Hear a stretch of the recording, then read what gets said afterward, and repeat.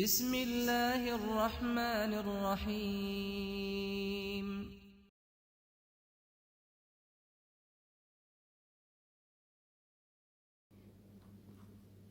السلام علیکم ورحمۃ اللہ وبرکاتہ۔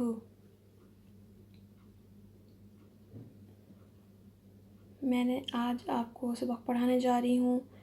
سوال یہ ہے کہ کیا ایسی دو عورتوں کو جمع کرنا جائز ہے اپنے نکاح میں جن میں سے ایک کو مرد فرض کر لیا جائے تو ان کا آپس میں نکاح درست نہ ہو۔ اب آپ مسئلہ دیکھیں، ترجمہ دیکھیں۔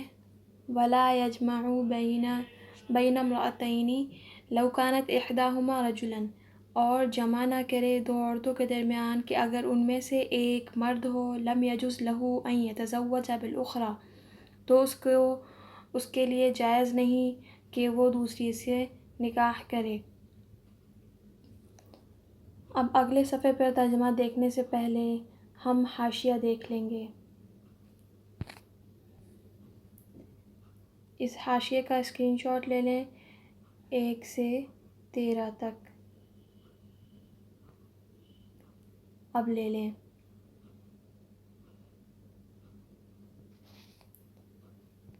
اس کے بعد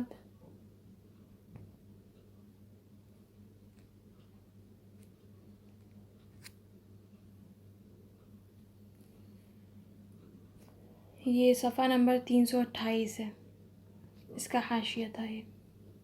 اب اگلے صفحے پر چلتے ہیں۔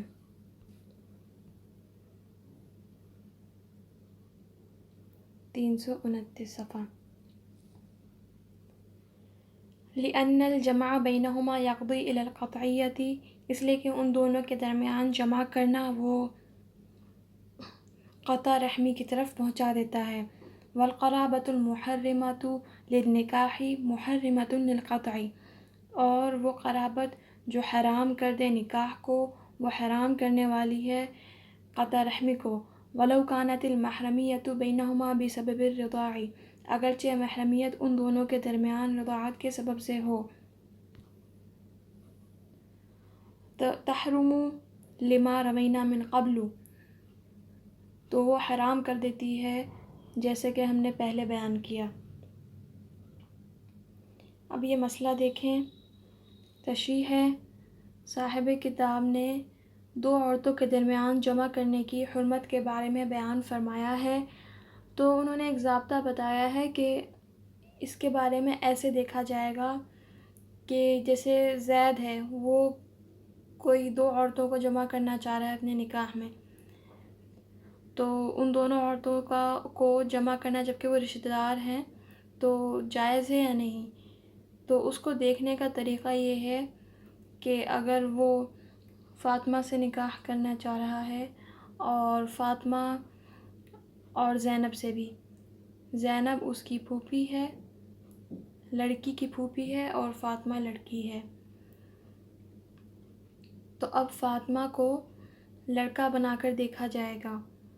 فاطمہ اگر لڑکا بن گیا تو وہ بھتیجا بن جائے گا، اور بھتیجا اپنی پھوپھی سے نکاح نہیں کر سکتا۔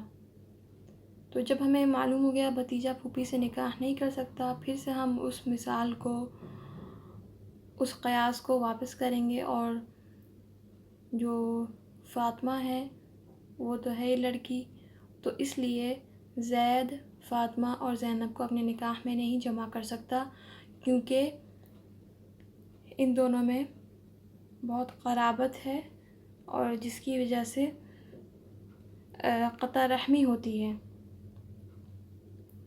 قرابت کی وجہ سے قطع رحمی ہوتی ہے۔ کیونکہ جب ایسے رشتوں کو آپس میں جمع کر لیا جائے گا، قطع رحمی کیوں ہوگی؟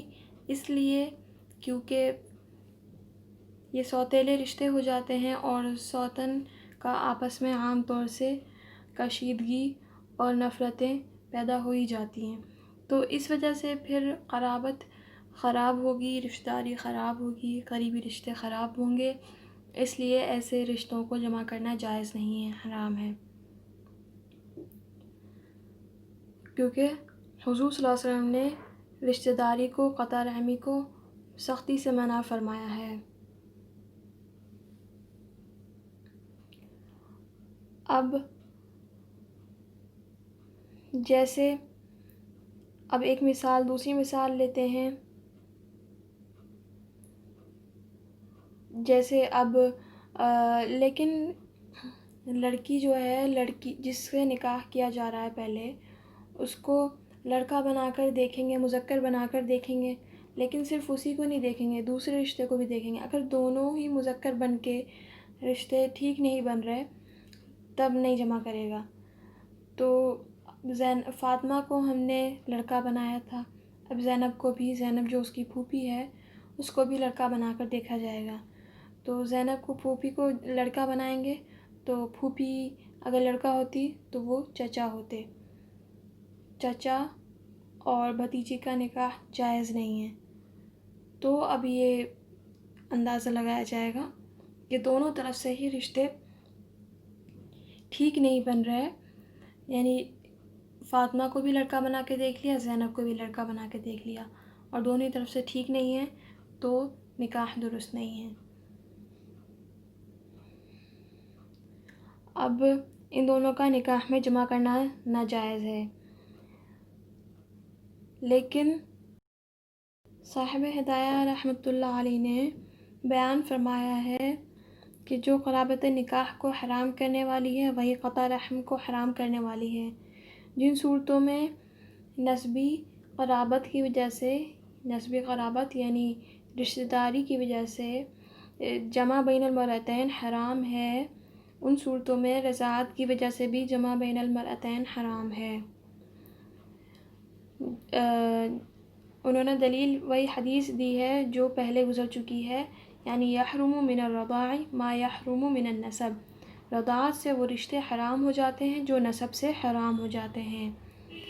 تو نسبی قرابت کی وجہ سے جو رشتے نسبی قرابت کی وجہ سے جمع بین المرأتین حرام ہے، تو انہی صورتوں میں رضاعت کی وجہ سے بھی جمع بین المرأتین حرام ہے.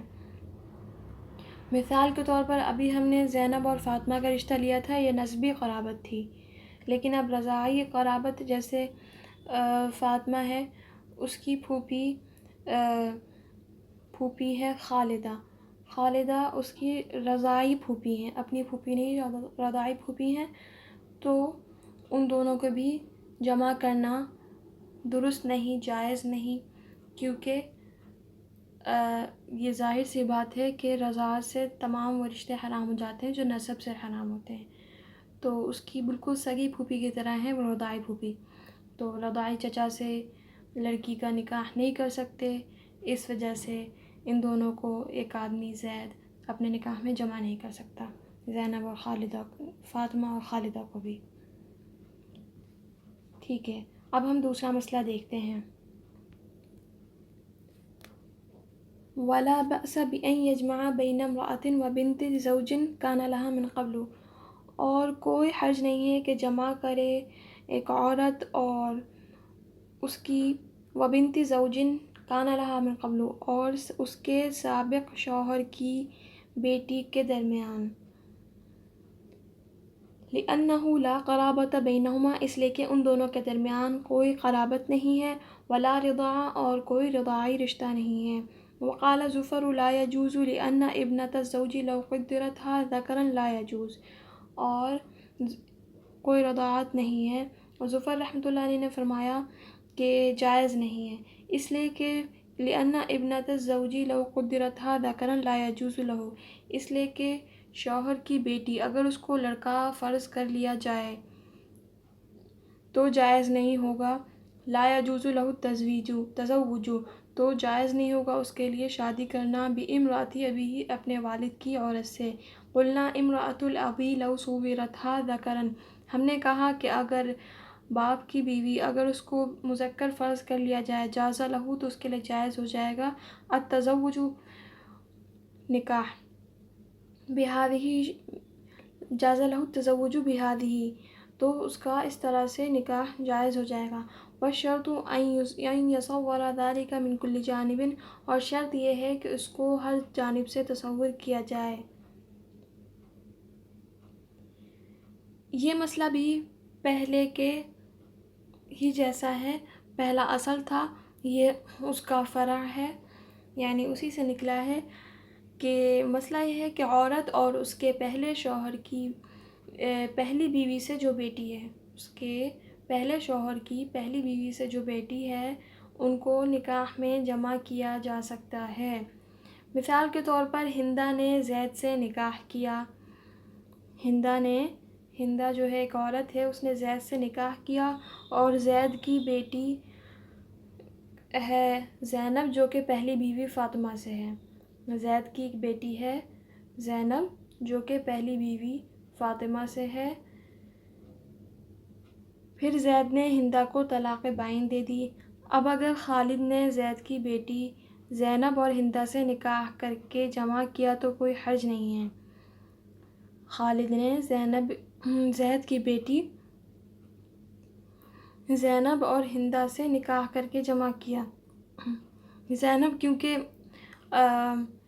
ہندا کے پہلے شوہر کی پہلی بیوی سے تھی، ان میں کوئی آپسی نسبی کوئی رشتہ داری نہیں ہے، نہ رضاعی رشتہ داری ہے،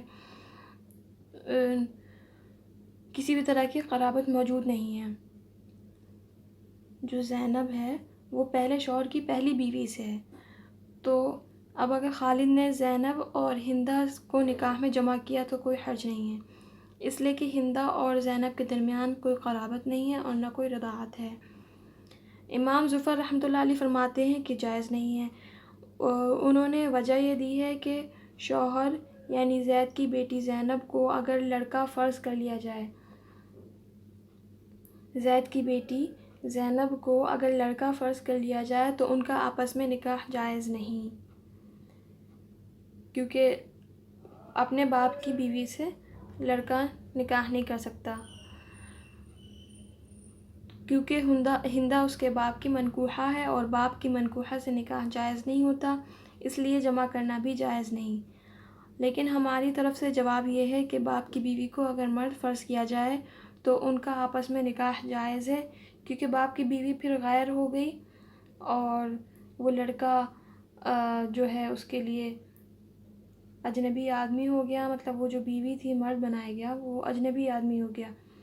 تو کسی بھی آدمی کو، کسی بھی لڑکے کو، چاہے وہ کسی کا بیٹا ہو، لیکن وہ اجنبی آدمی سے نکاح کر سکتا ہے، تو اس لیے دوسری طرف سے یعنی بیوی کو جو ہے اس عورت کو اگر لڑکا بنایا جائے تو پھر درست نہیں ہو رہا یہ رشتہ، اس لیے جمع کر سکتے ہیں نکاح میں، دونوں جانب سے دیکھا جائے گا۔ ہندا کو بھی لڑکا بنا کر دیکھا جائے گا۔ زینب اور ہندا کو جمع کیا جا رہا تھا نا، تو زینب کو تو ہم نے لڑکا بنا کر دیکھ لیا، لیکن ہندا کو بھی لڑکا بنا کر دیکھا جائے گا، اس کی بیوی کو بھی لڑکا بنا کر دیکھا جائے گا، تو وہ جو بیوی تھی وہ عورت غیر مرد ہو گئی، تو یہاں پر جو ہے صحیح قرابت نہیں بن رہی، اس لیے نکاح جائز ہے۔ جمع بین المرتین کے حرام ہونے کی شرط یہ ہے کہ دونوں جانب سے مرد فرض کریں گے، اور جب مرد فرض کر لیں گے اور آپس میں نکاح حرام ہوگا تب ان دونوں عورتوں کو نکاح میں جمع نہیں کر سکتے، لیکن یہاں پر ایسا نہیں ہے۔ ٹھیک ہے، مجھے امید ہے آپ کو یہ مسئلہ سمجھ میں آیا ہوگا۔ واللہ اعلم بالصواب۔ یہ من کل جانب تک مسئلہ تھا۔ السلام علیکم ورحمۃ اللہ وبرکاتہ۔